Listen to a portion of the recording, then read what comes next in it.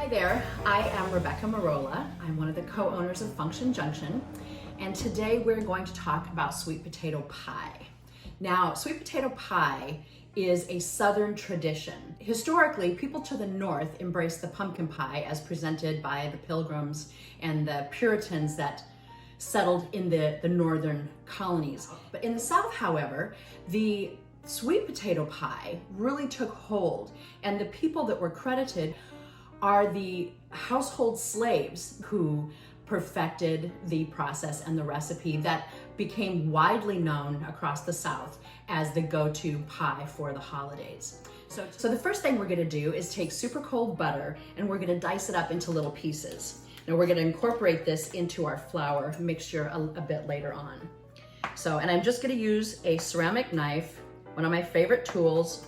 I'm gonna cut the butter into slices and then again into chunks. I don't want to handle it too much because I don't want the heat from my hand to really warm up the butter at all. Now the key to a super flaky pie crust, in my opinion, is I'm going to use butter and also shortening. Some people use just butter, some people use just shortening. I, however, am a fan of using both. Now this is not the same recipe that I would use for a rolled out crust. This crust is going to be pressed into the pie dish, and so it doesn't have to have the elasticity of a rolled crust. Okay, so the first thing I'm gonna do is I'm gonna put my flour into a bowl. To that, I'm going to add my cold butter, shortening. Now I know that I've got a full quarter cup of shortening in this because my mother taught me to take a knife and cut across inside my cup and then press down. And what that does is it allows all the air bubbles to escape. So I know for sure when I go to scoop this out that I have a full complement of shortening. I'm also going to add salt, 1 tablespoon of sugar. So now I'm gonna take a pastry blender and I'm gonna start to incorporate the shortening, butter, and the dry ingredients. Okay, so now as my dough is starting to come together, I'm going to take a tablespoon of water and I'm gonna put that in. I'm gonna use up to 1.5 tablespoons. I'm gonna try not to go any more than that. Some people have used a fork to do this process, and it's possible to do with a fork, but I love the efficiency of using a pastry blender. This one happens to be from OXO. It's got a soft ergonomic handle, which is really comfortable when you're working with doughs. Now I'm gonna use another 1/2 tablespoon of water, and that should be good. I really am happy with how this is coming together. And then I'm gonna form this into a round disc. So I'm gonna take my dough, it is very firm. We're gonna put that in here and we're gonna refrigerate it for at least an hour before we press it into our pie shell. Okay, so it's been about an hour and our dough has chilled. I'm just gonna take it out of the LaQuay silicone reusable bag. I'm gonna set that aside. And now I'm going to press this into the pan. Now this is gonna take a little while. This is probably the most lengthy hands-on portion of this whole process because I wanna get it distributed evenly in the pie pan along the bottom and the sides. So you'll see how it's just kind of a little bit crumbly, and I'm gonna just keep moving it around, distributing it evenly. It's okay if it breaks because we're gonna ultimately use the heat of our own hands to kind of seal it up back together. I wanna make sure I get it tight into the corners or to the joint where the bottom meets the side, because when you're scooping in with your pie server, you wanna make sure that you have enough crust there so that you can remove even your first piece of pie without damaging the crust, which is possible. Now we took measures to make sure that this dough was nice and cold, but as it warms up a bit with the heat of my hand, it becomes slightly easier to work with. And then at the very end, when I feel like I've got my crust evenly distributed, I like to kind of press down on the edge so that it creates just a tiny hint of a lip. That also will make it easier when it comes time to serve your pie.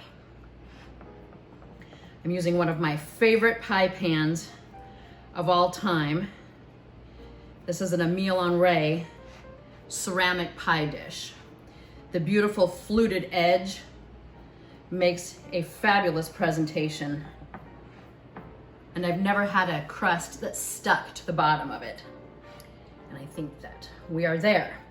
So this is what your pie crust, your pie shell should look like. And we're gonna bake this at 325 degrees for about 10 minutes before we ever put our pie filling in. So before I put that in, I'm just gonna take a knife and put a few slits in the bottom to make sure that we ward off any air pockets that might cause fluctuations. So we're gonna put this in the oven at 325 for about 10 minutes.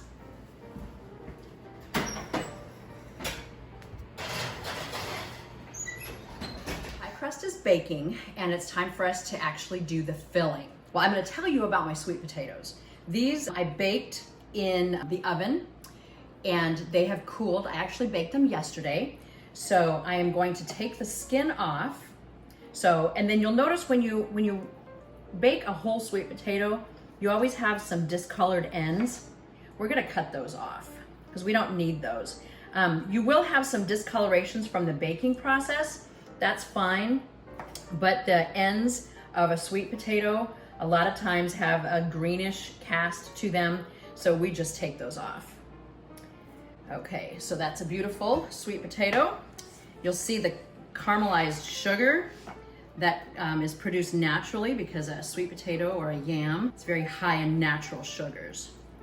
To my sweet potatoes, I'm going to add a couple of eggs. And then I'm gonna beat this until it's nice and creamy.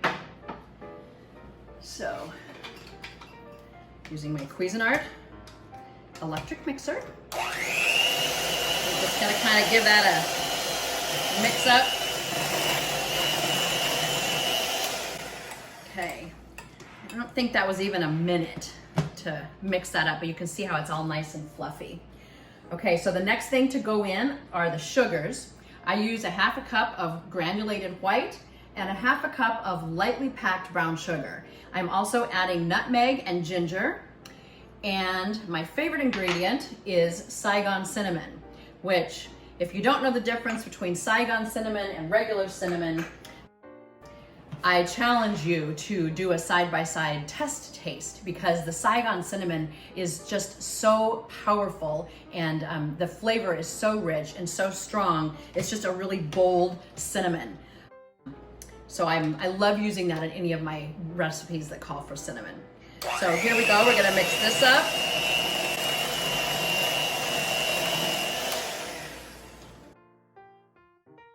I'm gonna scrape down my bowl just to make sure that I get all that good stuff incorporated.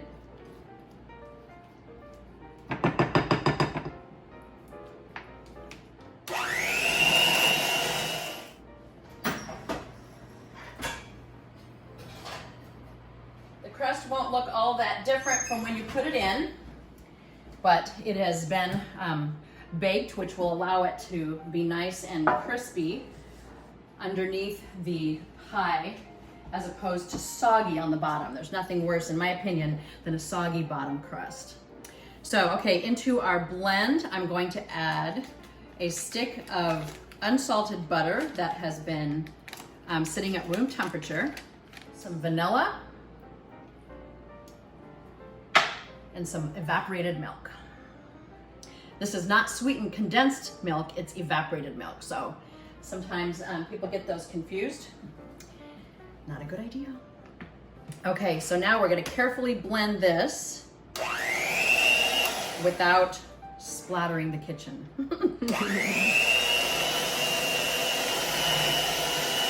When you're finished beating, Your pie filling should look speckled like this. That's the butter that hasn't been completely incorporated, which I think when you bake it, this is a custard type pie filling, and I think these little pockets of butter help contribute to how light and airy the final product is.